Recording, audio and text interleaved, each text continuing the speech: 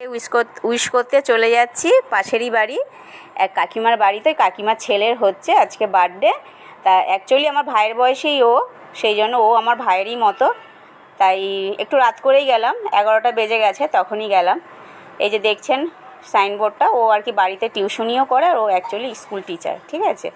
তা ঘরে বাড়িতে গিয়েই দেখি যে সিঁড়িতে উঠছিলাম, মেয়েকে বললাম যে একটু ভিডিও করতে করতে ওঠ। এই যে ঘরে ঢুকে, ওকে কিন্তু বার্থডে বয় ভেবে নেবেন না, ও হচ্ছে বার্থডে বয়ের ছেলে।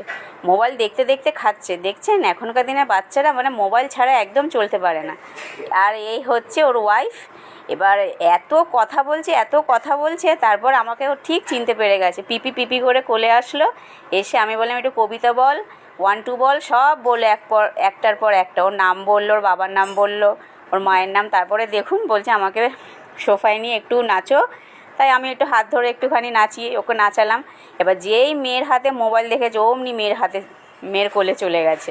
এবার মেয়ের কোলে গিয়ে দেখুন মুখ কেমন করছে।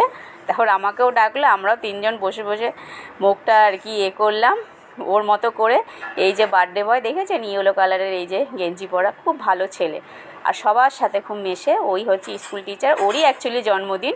এবার আমার ভাইরা সব বন্ধুরা মিলে ওকে একটু খাবার অ্যারেঞ্জমেন্ট করেছিল, থালা সাজিয়ে খেতে দিয়েছিল। ও তো একটু লজ্জাই পাচ্ছিল। তা যাই হোক, আমরা বললাম ছেলেকে নিয়ে তাহলে তুই খা, আমরা তাহলে ওপরে গিয়ে খাচ্ছি। ও তখন বললো ঠিক আছে, তোরা তাহলে ওপরে গিয়ে খা।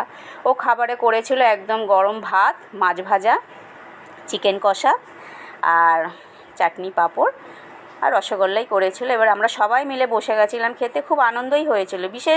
বেশি লোক বলেনি, কম লোকের মধ্যেই করেছিল, কিন্তু খুব ভালোভাবেই করেছিল।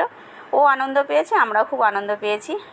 তারপর খাওয়া দাওয়া যখন হয়ে গেছে চলে আসছিলাম, আমার ছেলে আবার দেখুন ওখানে গাড়ি নিয়ে বসেছে। এবার আমাদেরকে বলছে যে আবার আসবে কিন্তু। তা চলুন তাহলে সবাইকে বলে আজকের জন্য টাটা।